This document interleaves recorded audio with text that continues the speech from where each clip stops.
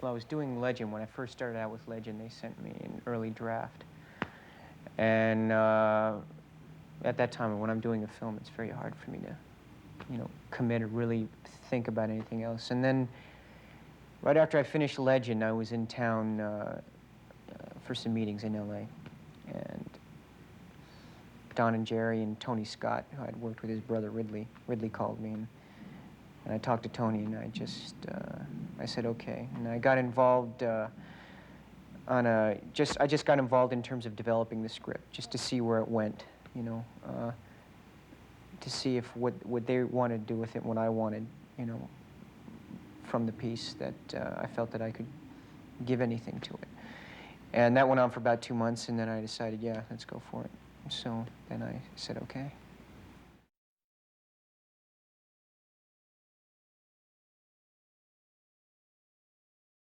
I was looking forward to getting my license. I really got involved. I flew Cessnas and stuff like that. I don't have my licenses yet. It just took a little more time than I had anticipated. But flying in jets is, when I was preparing for it, when we were developing the script, before I told him that I would do it, I went down and flew with the Blue Angels. I mean, I spent a lot of time half the time in San Diego and half the time in LA, meeting these fighter pilots, getting involved with them, and that was quite an experience. It's like, with the Blue Angels, I didn't have a G-suit or anything like that.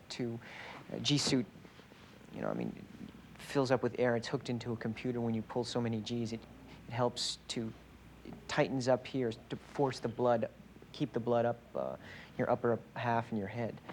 And so you don't pass out or, go to black or you get tunnel vision. So when I went to Blues, he just kind of stuck me in there and he said, okay, touch this, don't touch that, don't pull this, and have a nice flight, sir, and close this thing on me. And I was going, oh my God, what's going on? It was great, though. I had this terrific pilot, Grizz. Grizz, he gave me a ride. Took me about 50 feet off the deck. Now, don't you tell nobody I'm doing this for you now, you hear? I said, all right, man. Let me take over the stick after a little while. I had a good time.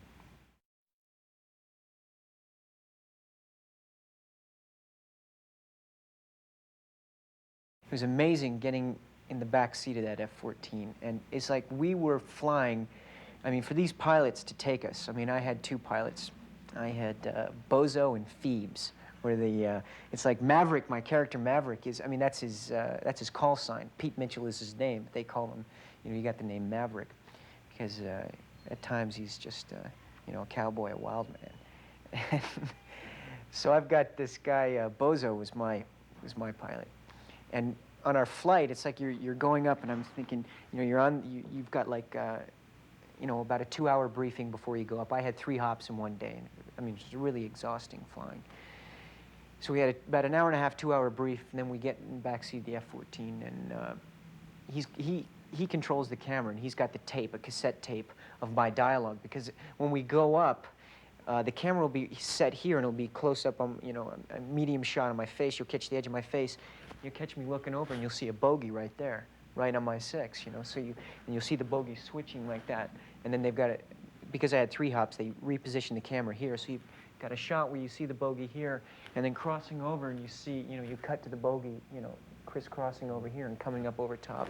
We had all these shots like this. But, so I'm in the back seat of this F-14. I'm thinking, oh my God, it's so exciting. I mean, the power that you feel. I mean, you're just sitting on this supersonic, machine. It's amazing. And all of a sudden, this hazard light comes on in the back. We haven't taken off yet. And so I'm going through. I'm switching the radios and switching on so that the engines will start up and everything else. And we're getting it all going. And all of a sudden, this hazard. And I'm thinking, oh my, I said, we start taking off, and we're up in there, and I said, hey, Bozo, I said, Jesus, I said, this hazard light keeps flashing. He says, oh, hell, that thing, just turn it off. That thing never works. I'm going, oh my God, well, what does work, So we had a good time.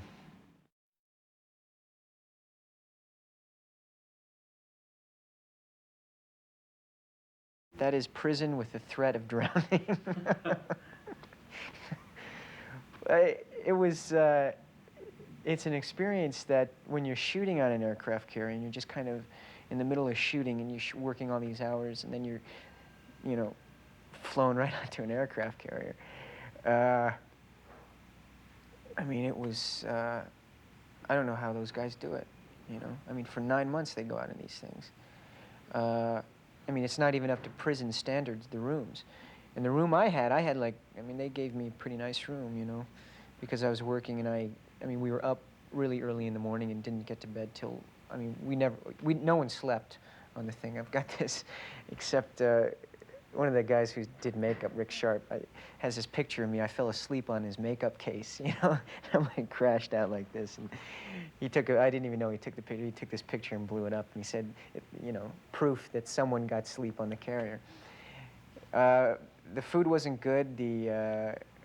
I mean, the guys who were good, and had these planes, these, you know, 50,000-pound planes landing on my head all night, you know. And then once that was finished, because they were only out for 2 weeks, the carrier, so they were cleaning and prepping and getting the ship ready. So at about 1 o'clock, when the plane stopped landing, they chose to clean and chip the paint off the front door, you know, with one of these. It sounded like the dentist. I felt like I was in the dentist's office, you know. But it was a time that I wouldn't, I'm glad I went through it, you know. I'm glad I did that. It's, you know, we got some good laughs out of it.